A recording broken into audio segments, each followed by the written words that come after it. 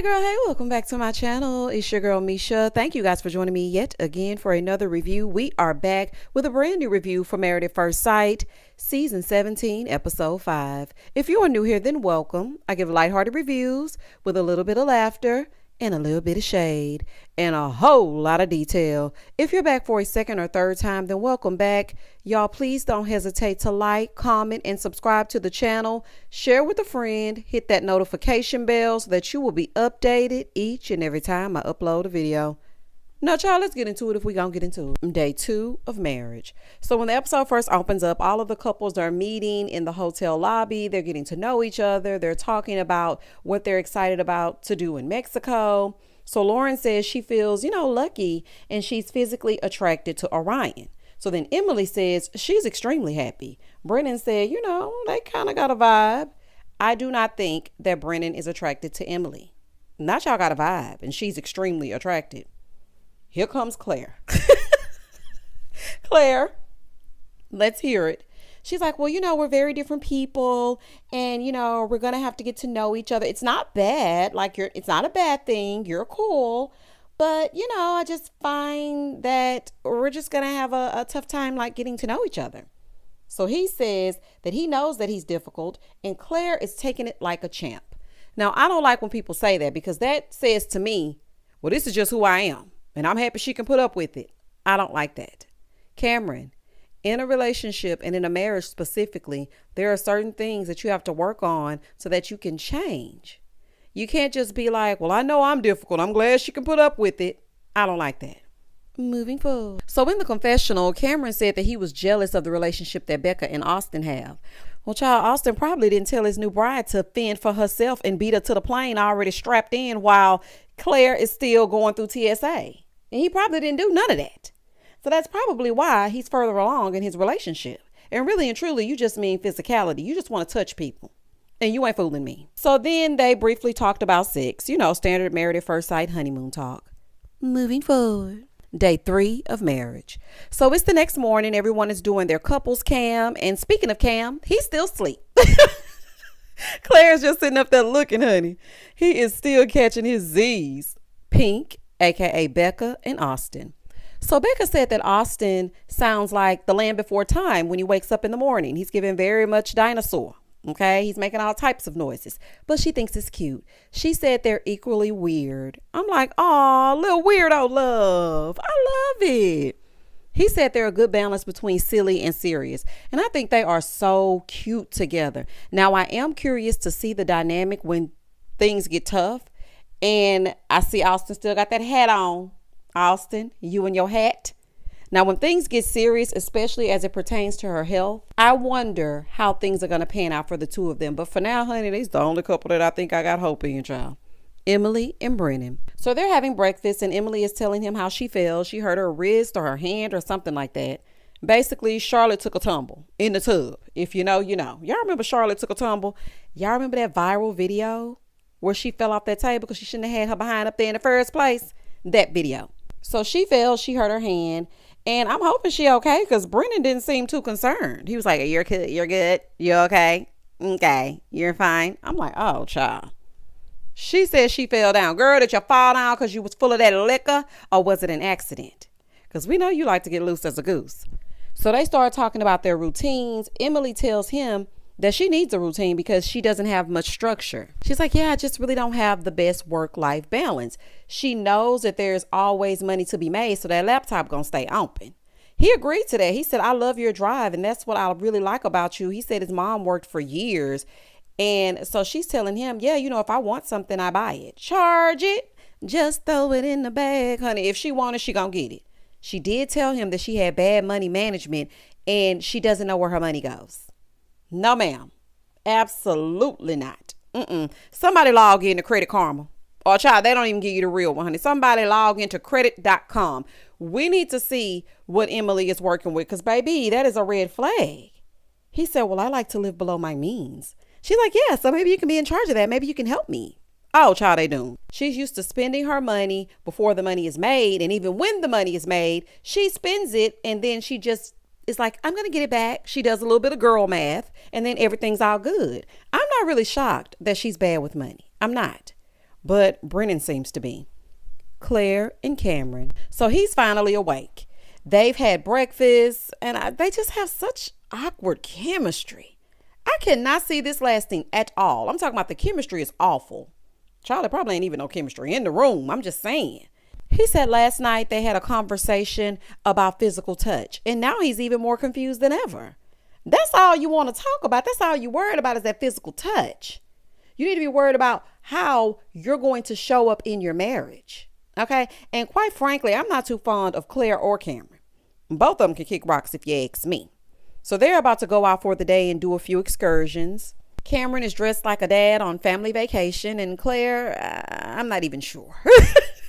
It's giving Clarissa explains it all. Na na na na na na na na na na. It's giving Clarissa explains it all, child. Even the wardrobes just scream no for decision day. The wardrobe's not even aligning. This is a fool. The last time I have seen a glaring flag and everything was so evident was Haley and Jacob season 12. Remember when the dogs met each other and they started tearing each other up? Even the dogs hated each other, honey. Even the wardrobes hate each other. It's giving Jacob and old flat face Haley.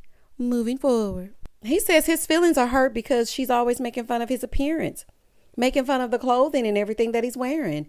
Cameron, please, you are as sarcastic as they come. So now when she says something to you, now you in a tizzy. Boy, goodbye, good night. Lauren and Orion. So they're giving that whole Love is Blind type of honeymoon vibe, baby. They starting slow. They're in the pool. They're talking. So she asks how he feels, because they cannot believe that they actually married strangers. He says he feels good.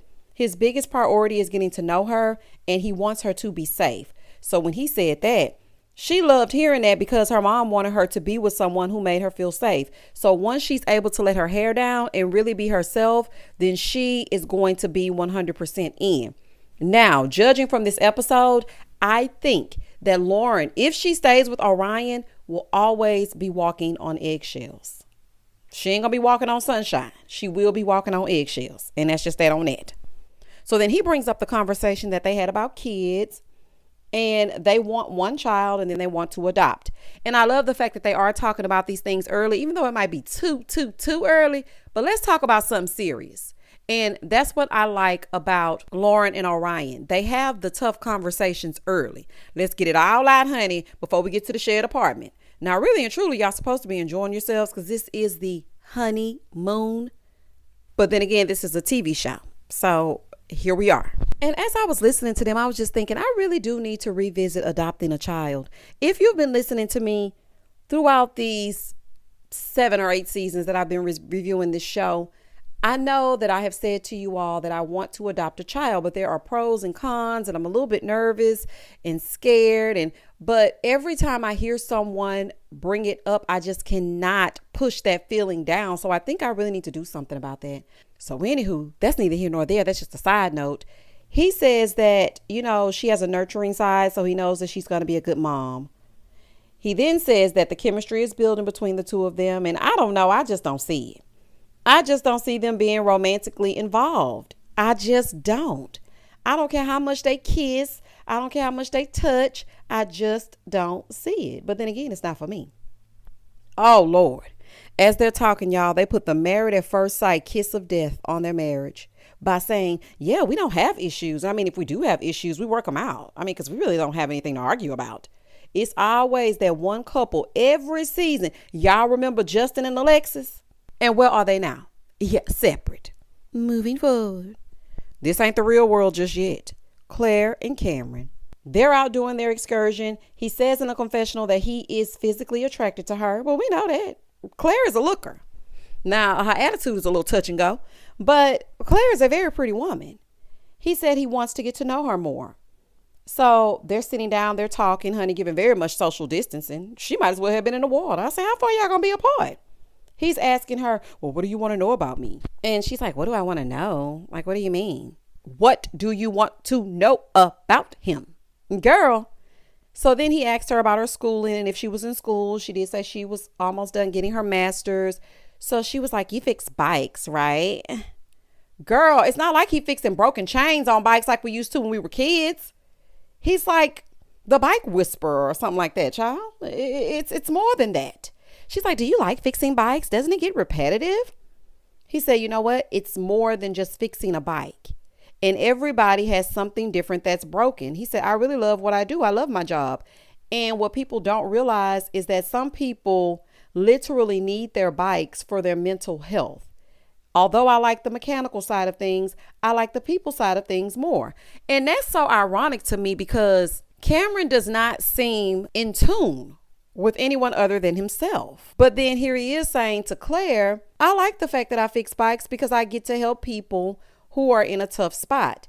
So I just thought that was so ironic, though she did respect the fact that he was doing something that he loves, but I don't know. I don't completely buy it because I felt like you were giving a little bit of judgy boots, if you ask me. I didn't really like the way that she was like, oh, you fix bikes? Yes, ma'am, he does. And why are you saying it like that? So the two of them are just shooting digs at each other. He said something about, no, I didn't get my master's in biking or something like that, he said. And then she said something. It's clear that these two do not like each other. Okay? They're just passing time. And it's a free vacation. Lauren and Orion. So they're getting ready to go out to dinner and she's about to lay her edges. So he said, can I watch you put your edges down? Oh, honey. Not put your edges down. Now, I thought that it was cute that he wanted to watch, but Orion, now, you done already became bonnet buddies. You gonna be putting your edges down too? I'm sure. Austin and Becca. So they're on their way to dinner and she's telling him, you know, she loves how gentle he is and how attentive he is. And when she needs something, he's in tune and affectionate with how he gives her that.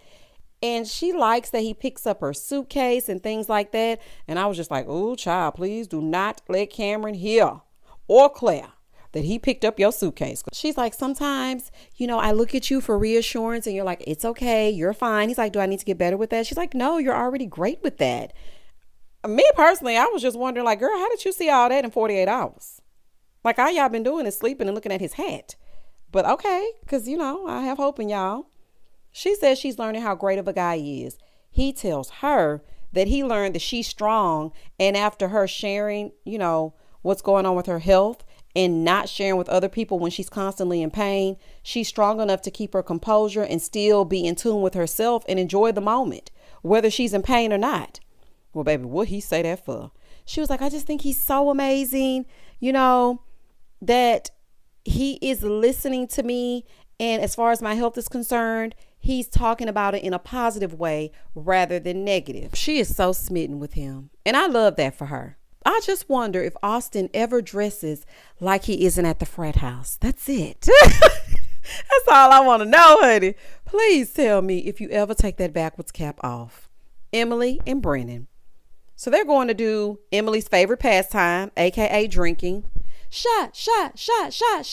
Honey, they're going to take shots. Emily doesn't think she's on a honeymoon. She thinks she's on a vacation. Ma'am, this is a honeymoon. Okay? You're married. So he's like, yeah, you know, this is the relationship I always wanted. I just hope I don't puke. So after drinking, or in a pause from drinking, she asked if he was a partier in school. She was like, because I was a huge partier, but I went to a party school, but I'm not like that anymore because I'm a wife. I really, truly think Emily thinks she's playing a wife on TV. Ma'am, this is the real world. You are definitely married. Okay. This is definitely a binding contract. Okay. Like you're married until decision day. And then it's going to take y'all 45 years to get divorced. Did y'all know that Chris, the one who was with, what was her name? Allison, the good person. I think her name was Allison or Alice Child. I can't remember her name. Anywho, y'all know who the good person is. Christopher from Boston, the one that was with the good person. Tell me why he is still married to her to this day.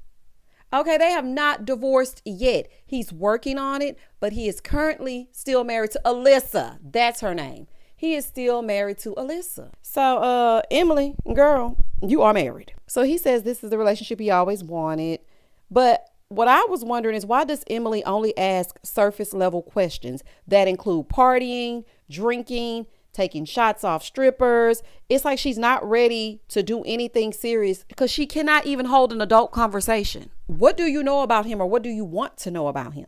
Emily and Brennan are about to be sloshed. Do you hear me? Gonna go straight to that room and take a nap. Emily is going to make the most of this free vacation. If she don't do nothing else, she gonna be so surprised when she get home and realizes that she actually has a husband in tow. Girl, this is a fool. This is a fool. I guess they gonna drink their way through the honeymoon. Lauren and Orion. So they're on the beach. They're relaxing in the hammock, having drinks. I like the way they just chill. They go from the pool to the hammock. Not too much. This is a honeymoon. Just relax. I love that. So they start talking. So he's asking if she believed in gender roles. And she said she does. You know, she really wants to be a wife to him. She likes the fact that he can cook. Now, she's not really a chef of any kind, but she does want to be a wife to him. So she brings up finance roles. She's like, okay, let's talk about our financial roles. She feels like the man is supposed to provide. He goes, oh, yeah, 80-20, 60-40. She said, I like when it was 80-20. He quickly changed that percentage because he liked to sit at the house. Girl, how he going to give you 80% of nothing? Nothing from nothing leaves nothing. You got to have something if you want to be with me. Like, it's not going to work. Girl, it's not gonna work, honey. Oh, honey, Orion ain't got a check deferred. Well, he say some checks coming in, child. We shall see. Moving forward. She was like, yeah, I wasn't going to bring up the finances because it's a touchy thing for men. I was really going to let you bring it up. But since you brought it up, we talked about it. It's all good. Now, I understand that, Lauren. But, honey, we need to talk about that. Because Orion been living at home with his mama. And he hasn't talked much about where his money comes from. If you want a man to provide for you, then a conversation is needed. You need to lay that out there so that there are no surprises. Just let him know. I think that you should be in charge of this and I should be in charge of this. But you can't be afraid because his ego might be too fragile. But I respected that. So then she asked about his manscaping. Honey, I tuned them out and went to go get me a refreshing beverage. Y'all know how I like to do. Always Coca-Cola. And I had to go. Becca, aka Pink, and Austin. So they're at dinner. They start to discuss their childhood. It really wasn't much. She said she grew up in the suburbs, had a nice life, a nice childhood. He talked about his life of being bored as an only child. And she was like, okay, are you okay? Were you okay with being an only child? He said he was, but he wants to have at least 2 children. She said, well, I'm okay if I have children or if I don't. She wants to focus on giving back to the community and maybe fostering a child. So she asked what his timeline was. He said about 3 years so they can date each other, which I thought was so sweet. I loved that answer, Austin. I really did. But I have to say this because I got to keep it real. With Becca's medical condition, having children could be a little tough for her. So they need to make sure they have a conversation about that, especially with her having endometriosis. I really like Becca and Austin. I do. But I think she's so used to being alone and suppressing when she's in pain. She may not be in tune with her capabilities. So Becca, the tough conversations are going to be needed. And you have to really make sure you're being realistic because, I know it may be, oh, if I have them, I have them. If I don't, I don't. That might be fine for you, but I don't know if that's going to be fine for Austin, Claire, and Cameron. So they're at dinner and he asked how it felt to be on a date with him. So she was like, well, I'm having fun. She did say that she laughs a lot when she's having fun. He said, well, you laugh a lot with me. She said, yeah, because I think you're goofy. Oh, nobody wants to be called goofy. Nobody wants to be called that. Claire, girl, this woman is not attracted to him in the slightest. Do y'all hear me? At all. She's a therapist. So she's telling him that she's a therapist and she's always serious at work. So she likes to laugh a little bit. So she asked if he'd ever think about going to therapy. He said, yeah, but not right now. I mean, when I need it, I feel like it will find me. So she said, so do you just think things just fall upon you and you don't have to work for them? He said, yes, that's what I think. What are these two even talking about at this point? Please put them out of their misery so I can put myself out of my misery because this is going nowhere fast. Claire keeps saying that they are very different. And he is basically saying, you don't want someone that's identical to you, do you? Claire, just because you're a therapist, you cannot force him into therapy. Dr. Peppers and Pastor Calvin. Why did you put these people together? When he is like therapy, ew, yuck. I mean, if I ever need it, then maybe, but no. And she's like, no, you need it. I'm like psychoanalyzing you right now. You need it. This is a mess. Claire, just because you're a therapist, you cannot force this man into therapy. And Cameron, you are not Richie Rich. You're coming across as privileged and you're getting on my nervous system. Moving forward. It's ridiculousness on both their parts. Emily and Brennan. So they're sitting on the beach talking, and he says he's very happy with the way that things are progressing between the two of them. Honey, he's trying to have a conversation. She's like, what about sex? Honey, M said, let's talk about sex, baby. Can we skip to the good part? Emily said, damn, all that you talking about, sir. Are we going to get it popping or not? Are we going to Pound Town or no? Enough of all the talk. Let's get to hunching. Emily, you're not ready to love. Honey, I know that ain't got nothing to do with this show, but you are not ready for a marriage, girl. So Brennan is like, well, I really want to work on the emotional part first because, they say if you really get to know someone, then it'll make it that much better. I think we should take things slow. Yeah, I don't know. Now, I know that Brennan wants one and done. So maybe that's why he's taking it slow, because he does want a forever marriage. So he doesn't want to just jump in the bed with her and then all hell breaks loose. But I don't know how much longer Emily is going to last on this honeymoon without it. She said she was going to follow his lead, but honey, his lead looked like it's leading him to wearing a chastity belt to bed. Becca, Austin, and Austin's hat. Honey, because it's going to give Elijah Wan, Isaac, and his neck tattoo, because Austin will not take this damn hat off. So she's in a full-on denim jacket, sitting on the bar, and he's in the pool. She's not feeling well enough to get in the pool. And he says he understands because he knows she just had surgery and the water isn't that warm. And I was like, oh, I feel bad for both of them. Like, I hate that she's in pain, and I hate that he doesn't get to enjoy his wife like he really wants to, but I love how supportive Austin is being. I'm just wondering if this was a good idea to cast Becca so soon after surgery. Don't get me wrong, okay? I like them together, but I don't want Austin to turn resentful towards Becca because she can't do certain things. It's not really fair to just spring Becca's surgery on Austin and expect him to just go along to get along. He's being truly understanding. Okay, now I'm just hoping that that's for real and not for show. Day 4 of marriage, Lauren and Orion. Ooh, child, this right here is a fool. So they're in the hot tub. Orion asks, what's one thing you want to know about me before the honeymoon ends? She's like, I want to know if you've ever used the N-word. He said, stupidly, I did, singing along to songs. My mom told me not to joke about that, but I was young. I was just young and dumb. But my mom, she corrected me. Okay, Orion, now don't piss me off because you're saying that you were young, but then you said your mom corrected you for joking about it.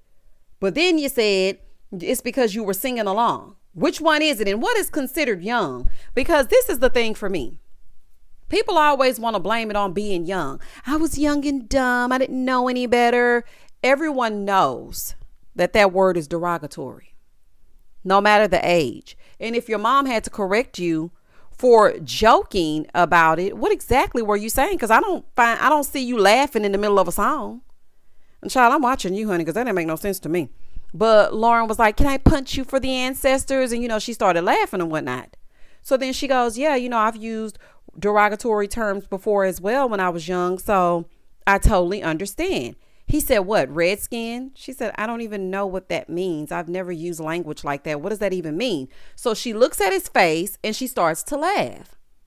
So he didn't think it was funny. He looking at her like, what are you laughing at? She said, well, I'm just looking at the fact that you're sunburned. She said, you know what? I'm sorry. I really never knew what that meant.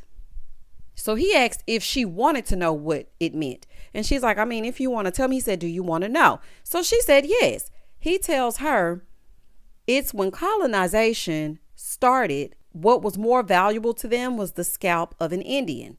And when you scalp them, that's where that phrase comes from. So she was like, that's disgusting. She tells him, she's very sorry that she even fed into that hurt for him in his community. He's like, I don't know. It's not a joke. I can tell that she was uncomfortable. She goes, well, do you want to punch me for your ancestors? And she kind of like joked a little bit. And he said, no, I don't. Now, mind you, his entire demeanor has changed. She's like, well, I just want to know how you decide what's offensive and what's not. Like, do you laugh at certain things? Like, what do you do? He said, well, it's all about the delivery. Like, you can hear ignorance. It's like what happened with Cameron on the bus. So she said, as a Black woman, we're often the butt of jokes. So she's just developed a tough skin. And sometimes it's funny. Sometimes it's not. Now, I'm going to speak for me and me only. For me personally, it's never funny to me. I don't play about me. Okay? I don't play about my blackness. I don't. I don't take those things lightly. Yes, I like to kiki over here and get into it as I get into it, but I don't take those things lightly. And no, I don't laugh them off. So she said, yeah, we've been able to find humor in our pain. He said, well, just don't do that. Don't do it. She said, well, our cultural backgrounds are just different. So then Lauren explains that it's different because although they're both minorities, they both came from two different backgrounds. Their cultures are different. Even the way they came to the country is different. So then she looks at him and she goes, is this conversation uncomfortable for you? And he said, no. So she said, I just am glad that we even had this conversation. I'm fine. He said, well, I'm a bit heated. She said, what? You're heated? So she said, I'm just noticing that your demeanor is very different. And it's different how you're handling me versus me, a black woman, versus Cameron, a white man. Your shoulders are all tense on the bus. You said he was ignorant, but you kind of blew it off like, oh, he's just being ignorant. So he says, well, there's a difference between red skin and reservation. She said, well, I just want to be clear. I did not call you that. He's like, what do you mean? She said, no, I just want to clarify that I didn't call you that. So she's trying to figure out why he's still heated. He says because she's making comparisons to make it seem less offensive. He feels like she was trying to minimize what he was saying. She wants to know what's okay to say.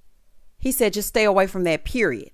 Like, I don't want to joke about it. She said, okay, I respect that. I understand that. I respect that. Now, I just want to say this about this whole thing.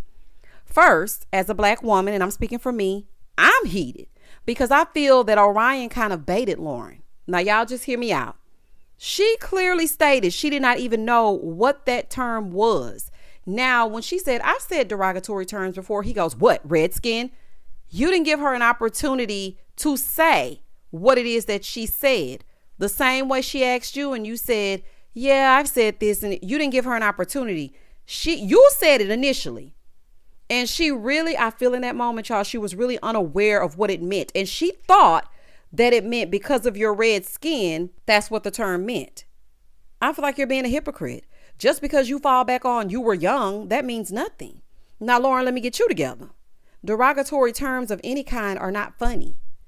If you looked at him and you assumed that the term red skin meant the color of his skin, that is still derogatory. So you laughing in his face, that's not cool. Would you want somebody to laugh in your face? No, you wouldn't. Me personally, I never joke. I never joke about anything racially insensitive because I'm quick to correct you. I don't play like that. And I'm also happy that you quickly apologized to him for minimizing how he felt because you laughed things off. It's not okay. It's not. I'm also happy that you brought up the change in his demeanor, though, with you versus Cameron. Orion, you said it's in the delivery.